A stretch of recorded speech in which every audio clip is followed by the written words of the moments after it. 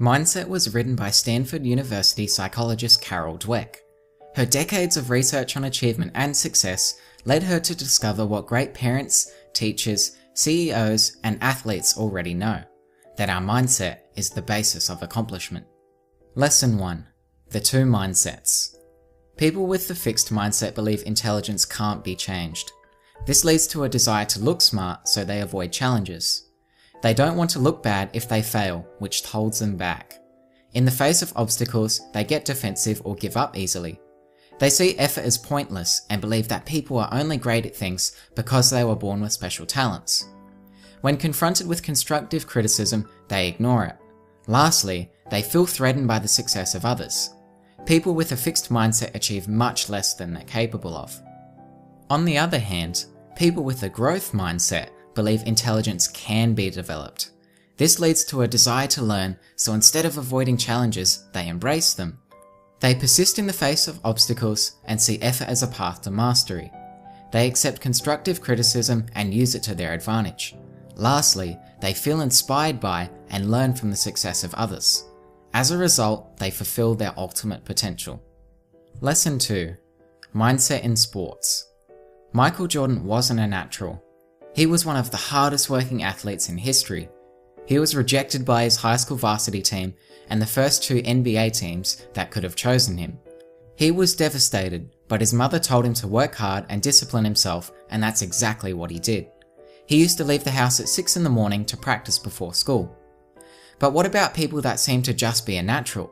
Yes, these people exist, but Carol argues that with all the praise for their talents and with how little work they've needed to put in, they can easily develop a fixed mindset. They may not learn how to work hard or cope with setbacks. A growth mindset is what allows athletes to maintain their success in the long term. Carol found that athletes with a growth mindset found success in doing their best in learning and improving, found setbacks motivating, and took charge of the processes that bring success. Lesson 3. Mindset in business. Jim Collins and his team conducted a 5-year research project with the aim to find out how companies go from good to great. One thing they found was that great companies had leaders with a growth mindset. In the late 1980s, IBM was in trouble. Their culture was filled with people trying to be better than each other. They had a culture of smugness and defending personal status that inhibited learning and growth. In 1993, they asked Lou Gerstner to turn things around. Lou had a growth mindset and encouraged teamwork and got rid of the uptight culture. Over the next 9 years, IBM increased in value by 800%. Ultimately, Carol argues that successful businesses need to train leaders, managers, and employees to have a growth mindset. This can be done by cultivating a growth mindset environment and involves presenting skills as learnable, conveying that the organization values learning and perseverance, not innate talent, giving feedback that promotes learning and future success, and presenting managers as resources for learning. Lesson 4. Mindset in relationships. There's 2 common ways of dealing with pain and heartbreak in a relationship. The first is to label yourself as unlovable and seek revenge. This is how fixed mindset people deal with it. They let these experiences scar them and prevent them from forming new relationships in the future. For people with the growth mindset, it's about understanding, forgiving, and moving on. Although they are deeply hurt from these negative experiences, like anyone would be, they want to learn from it. In a relationship, it's possible to believe your qualities, your partner's qualities, and the relationship's qualities are fixed. But the growth mindset says that these 3 things can be developed. 2 fixed ways of thinking about a relationship are: 1. If you have to work at it, it wasn't meant to be. The truth is that all relationships require work and effort, and you can't expect your partner to know your needs if you don't communicate them effectively. The romanticized idea of a perfect, problem-free relationship that automatically works is unrealistic. And the second way of thinking about a relationship is that problems indicate character flaws. People often blame their relationship problems on their partner and assign the blame to a character flaw. They think that their partner is just an angry person, when really, the problem is not the person but the situation. If Julie is angry every day when Jim gets home from work, instead of blaming Julie for being an angry person, he could look at the situation and try to understand why she's always angry by communicating with her. By doing this, a solution can be found. Finally, your partner may have different skills, beliefs, and values than your own. A growth-minded approach to a relationship is helping your partner to reach their own goals and fulfill their potential. Lesson 5. Mindset in Parenting and Teaching. The way children think about themselves is heavily based on the messages they receive from their parents and teachers. This has a direct effect on their learning and development. With every interaction you have with a child, ask yourself, am I giving them the fixed mindset message that they have permanent traits and I'm judging them? Or am I communicating a growth mindset message that says, you are a developing person and I'm interested in your development? Another critical lesson is to not praise children's intelligence.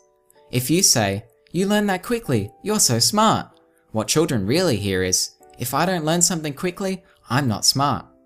Or if you say, you're so brilliant, you got an A without even studying, children really hear, I better quit studying or they won't think I'm brilliant. This doesn't mean don't praise your children, but praise their effort and choices, not their intelligence and talent.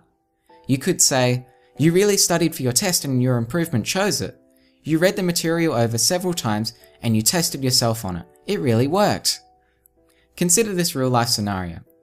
9-year-old Elizabeth loved gymnastics and was determined to win the local gymnastics competition. She did very well, but not enough to win. She was devastated. If you were her parents, what would you do?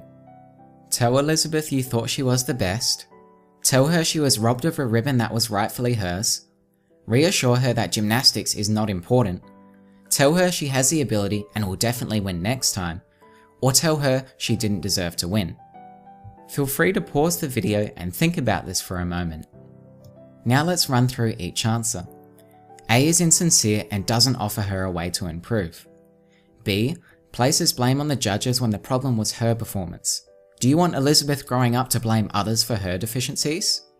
C is a fixed mindset response that teaches her to devalue something if she doesn't do well right away. D, does ability automatically take you where you want to go? If Elizabeth didn't win this one, why should she win the next one?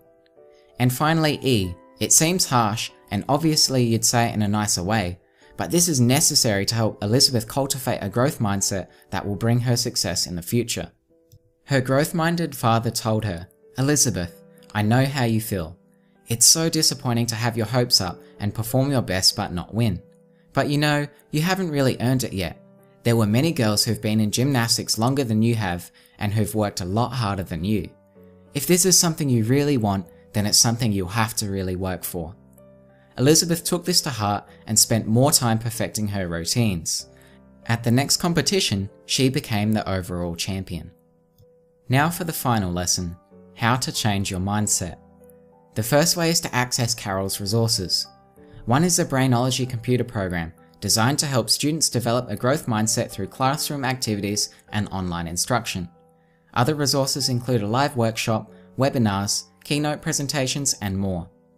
The second way to change your mindset is merely knowing about the growth mindset. Imagine the impact we can make by sharing this video with someone you know. It could be your friends, family, partner, students, or co-workers. I don't ask you to share this just to increase my subscriber count. I value having a positive impact on people's lives, and by sharing this video, you can do the same. To summarize, we learnt about fixed and growth mindsets, mindset in sports, business, relationships, parenting, and teaching, and how to change your mindset. In the next video, you will learn how to discover your strengths, values, and learning style, how to develop a sense of belonging, and how to work effectively with others. Thanks for watching and have a great day.